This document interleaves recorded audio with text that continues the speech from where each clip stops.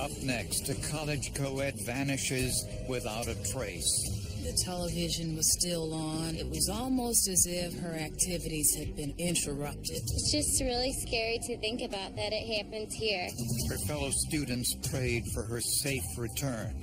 Police feared her abductor might be among them. Everybody was a suspect, but we had no direction to go. Eventually, the trail led to a barn fire hundreds of miles away. A senseless murder with no motive.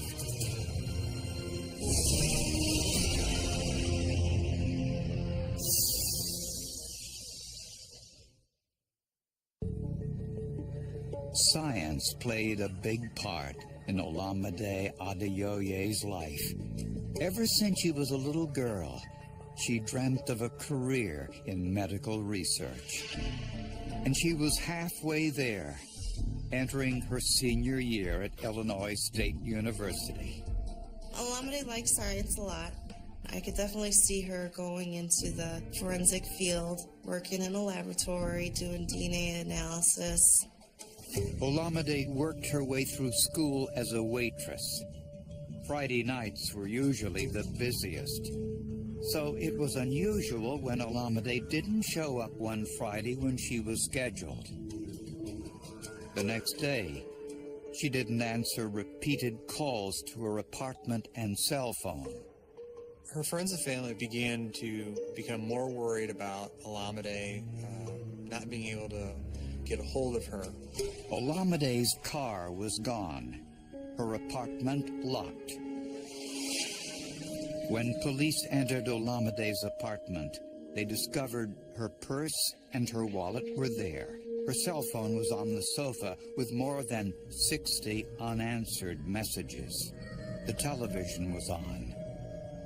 It looked as if she had just gotten up and left, until police entered her bedroom. The search revealed a large pile of clothing on the bedroom floor. When we systematically went through each piece of clothing, we began to see stains of bleach. The odor of bleach leads all of us to believe that someone is trying to cover up or clean up a crime. Underneath the clothing was a large blood stain. The blood was tested at that time, and it was ultimately identified back to Olamide. They also found a blood trail leading outside. There were blood drops down the back porch, down the back steps, down across the parking lot, ending about a foot from where the trunk of Olamide's car would have been. Someone could have silently carried her down the stairs and placed her in a vehicle in the darkness. Although Olamide lived in an apartment off campus, her disappearance struck fear among the students. You're a young female walking around campus. I have a night class, so usually when I get out of school, I walk home. And it's just really scary to think about that it happens here. Missing posters were put all over campus and the surrounding community. Days went by, but there was still no sign of Olamide. I'm trying to do everything I can. I mean, I know she'd be doing the same thing for me. As the search entered its second week, investigators got a potential break from a small town 700 miles away. A police officer in Mississippi had heard about Olamide and her disappearance by the news media. He told Illinois police about a body they'd found after a recent barn fire they had in Mississippi. The fire was an arson, and all they knew was that the victim was a young female. Police were able to get the dental records of Olamide from her family dentist. The records, along with the remains, were taken to a forensic odontologist, and he was able to positively identify the remains as Olamide. It probably is the worst feeling I've ever felt. I felt horrible for her mother. I felt horrible for her brother. It blows my mind for someone to think that they can kind of play God and take someone else's life. Investigators now wondered who killed Olamide and why he took her to Mississippi.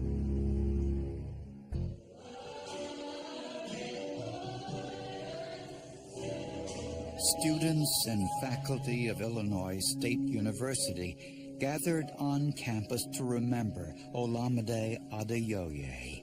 She pushed people to be their best. She wanted everyone to be their best, including herself. Her family was understandably frustrated, not knowing who was responsible or why. When you think of Olamide, remember the young, beautiful woman who had a hunger for knowledge, intelligence, and who wanted to help others. At the autopsy, the medical examiner concluded that Olamide's death occurred long before the fire started. The cause of death, in the medical examiner's opinion, was exsanguination, which means loss of blood due to a penetrating injury. Investigators began their search for the killer by looking into her friends, associates, any possible enemies, and certainly anyone who had ties to Mississippi. On the night Olamide disappeared, friends said she had a date planned with a new boyfriend. We talked about how she was excited about going out on a date with a gentleman named Partis. Partis was 25-year-old Partis Walker, a criminal justice major at the university. When interviewed by police, Partis claimed Olamide canceled their date at the last minute. Sometime around 10 p.m. Yes. He gave her a call. Yes. Pretty exact. Where were you when you called her then? At home. You were at home? Yes. That time she told you she changed her mind. Yes. And she ran some movies and decided to just kind of call it a night and stay home. Exactly. Partis denied any involvement in the crime. The fact that she had canceled a date with a guy on the very night that she's last seen alive is certainly something that's going to jump out. Another suspect was Olamide's former boyfriend, Andy Foley, a guitar player in a band. The two had recently broken up. They loved each other a lot, but it was definitely hard for them to be away from each other for such a long period of time. But Foley provided an airtight alibi. Andy was actually on tour, and he was actually on the East Coast, and other band members of his verified his whereabouts on the night of her disappearance. Something else happened on the day she disappeared. Olamide told friends about an incident that happened while she was taking a shower in the afternoon.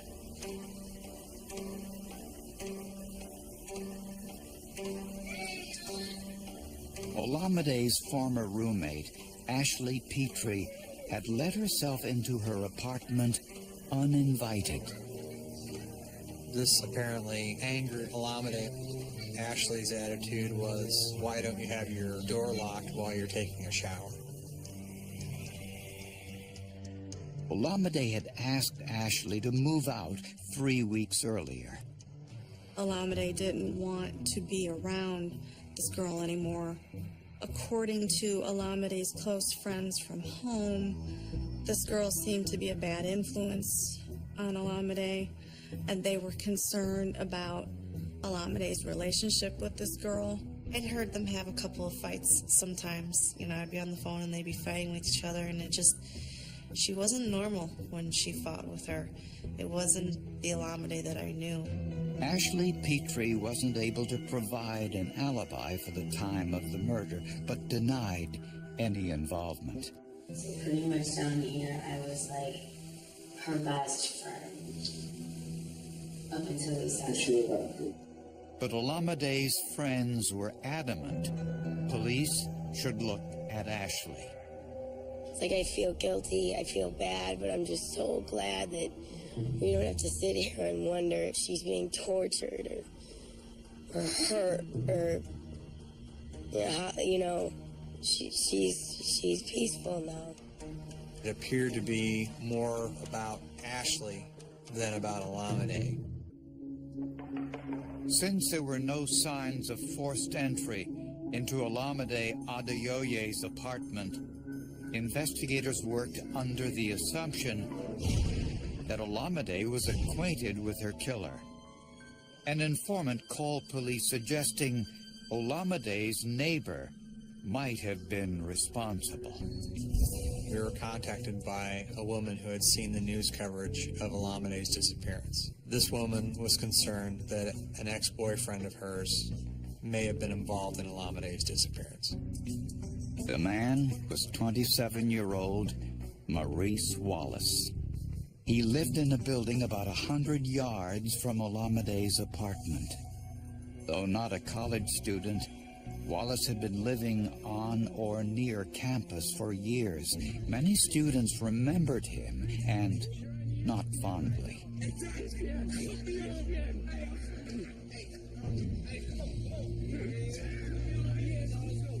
He would invite himself to parties. People described him as kind of creepy and strange, women especially. He wasn't a student. He wasn't a member of the community. He was a bad person. He was a bad person. And myself and 25,000 other 20-somethings in Normal will attest to that. A background check revealed Maurice Wallace had served 4 months in jail shortly before Olamide's murder. Maurice Wallace had assaulted and battered someone in a taxi cab. It was a situation where he didn't know the victim prior to the assault, and it was another example of his unpredictability and aggressiveness. After he was released, Wallace had trouble finding work, and he told a former girlfriend he was planning to commit violence. He has said some very disturbing things. He was going to make a name for himself or become a martyr by going out and killing someone. Wallace also expressed his opinions on race. He seemed to have a lot of opinions about society and racism and his take on what was wrong with society as a whole. He had indicated that he wanted to marry a Nigerian woman. Witnesses said Olamide and Wallace met once, and that Wallace told Olamide he objected to her dating white men. And there was one occasion where he had attended a party and Olamide was there, and he was kind of harassing Olamide about her boyfriend. But was this a possible motive for murder? We think he may have been upset with her. You know, she's part of the problem because she's not promoting her race. She's a sellout, if that's the term that he would use. When police went to question him, he was gone. Neighbors said he hadn't been around since Olamide went missing. He did not have a vehicle, and the fact that Olamide's vehicle was missing, that pointed even more directly towards Wallace. Nationwide alerts were issued for Wallace and for Olamide's car. When we say that, yes, we have reason to believe that he's involved or has knowledge, that does not rule out that there could be other individuals. There very well could be. So we're still looking at that because we don't have all the pieces put together yet. Wallace's credit card activity showed he purchased gasoline in Mississippi the day after Olamide disappeared. The gas station was near the barn where Olamide's body was discovered. What we hoped to find out was, did he purchase gas or an accelerant there that could be used to start the fire? Unfortunately, there were no video surveillance cameras at that gas station. Investigators discovered Wallace did have a connection to Mississippi. Wallace had some connection to Mississippi in that he had some relatives that were there. While investigators searched for Wallace, they also had to search for forensic evidence, and they weren't having much luck inside Olamide's apartment. It's a common misconception that there are hundreds of fingerprints left at every crime scene. And a lot of times you may only find one, or you may find none. Since the crime was committed at night, investigators assumed the killer would have turned off the lights after cleaning up the blood. But there were no visible bloodstains on the light switch by the door. That whole area was actually brought into the laboratory. They cut out the wall and took the light switch and brought in all of that to us. Analysts viewed the switch plate with oblique or angled lighting. We take various different types of light sources, and we bring them in from the side, from the front, and do a lot of tilting with the evidence in order to look at it on the surface to see if we can see anything on the surface itself. And that's where they found a single high-quality fingerprint, and it looked like it was in plasma. Not all blood is red or brownish like you would think. There are other components in the blood that are clear.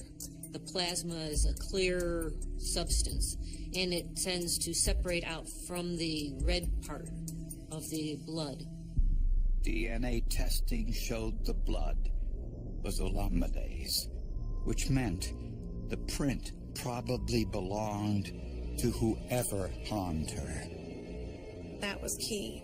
There's not a whole lot of innocent explanation for that. It's like finding a print of her blood on a murder weapon. But where was Maurice Wallace? Investigators found a fingerprint on the light switch in Olamide Adeoye's apartment.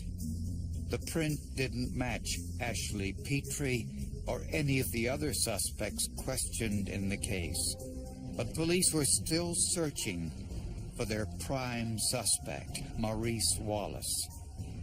According to his credit card activity, he was traveling throughout the southern United States.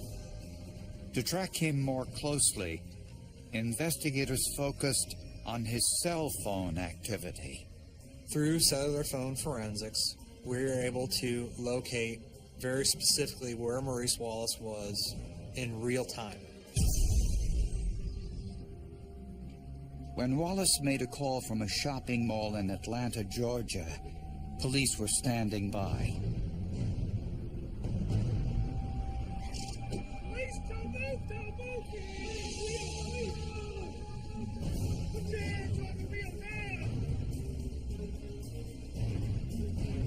When police arrested Maurice Wallace, they found Olamide's keys in his possession, which was a big giveaway at that point.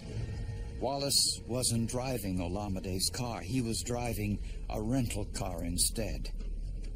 There was a gas can that was located in his rental vehicle. We suspected it may have been used to start this fire. Wallace denied any involvement in Olamide's murder. Got to go ahead and read you a couple of things. I'm sure you know. Where's my attorney? Why am I here without an attorney? You're going to ask me some questions. 9 times out of 10, whatever I answer is going to be used against me. So I want an attorney. When police left the room, Wallace was alone. Unaware he was being recorded, he made what looked like a speech to himself. Any sort of insurgency or revolution, you don't just go at the oppressor, you go at the people who help the oppressor, people who aid and abet the oppressor. Send a message that if you cooperate with these people, we're going to whack you. This revealed a potential motive for Olamide's murder. We think he may have been upset with her for dating a white man. When police compared Wallace's fingerprint to the bloody fingerprint found in Olamide's bedroom, It was a match. 10 days after Wallace's arrest, police found Olamide's car abandoned in a residential area of Atlanta. Olamide's blood was discovered in the trunk. They also found bloody fingerprints on the rearview mirror. I was able then to powder and lift those impressions and then lift them off of the rearview mirror and then do a comparison. One of these was Maurice Wallace's thumbprint. DNA testing identified the blood as Olamide's. Investigators also found evidence on Wallace's genes. To the naked eye, it didn't appear that there was anything unusual about them. However, later forensic testing found there was blood on those pants. And that blood was Olamide's. Definitive proof that Wallace was her killer. Police believe Olamide let Wallace into her apartment. She knew him from the neighborhood. Once inside, he may have made a sexual advance and was rejected. He then snapped.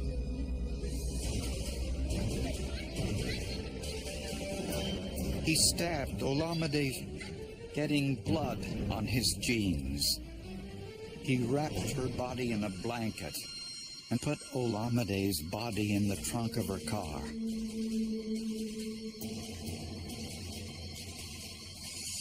He tried to clean the bloodstains with detergent found in the apartment.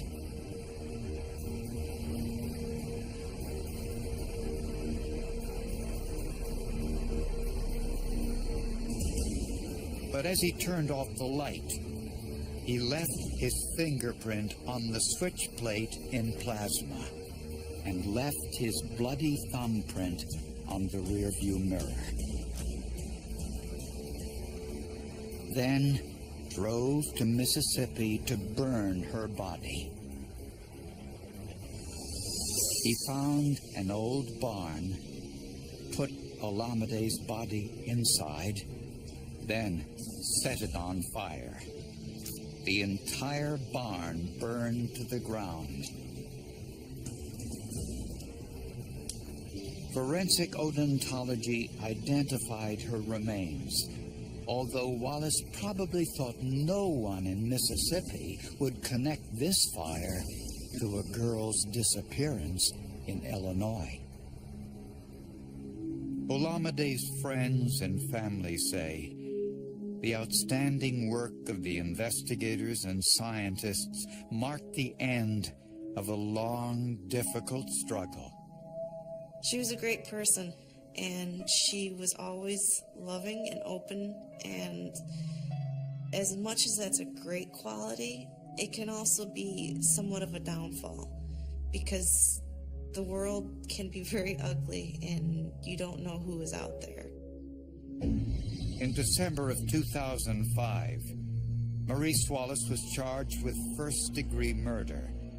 His aberrant behavior didn't end with his arrest. Maurice Wallace was very combative during court hearings. One occasion, he spit on the floor as he entered the courtroom, talking when he was not supposed to be talking, interrupting the judge. Because of the evidence against him, Wallace pled guilty and was sentenced to life in prison. Maurice Wallace is a sociopath. He's evil. He certainly knew what he was doing every step of the way here. He had a plan. He carried it out. Didn't have any regard to his victim. He was just an evil man that did what he told his friend on the phone. He was going to go out and kill somebody and try to make a name for himself. When the victim has been murdered or is no longer alive, the only thing that's left to be able to speak for that person is the evidence itself.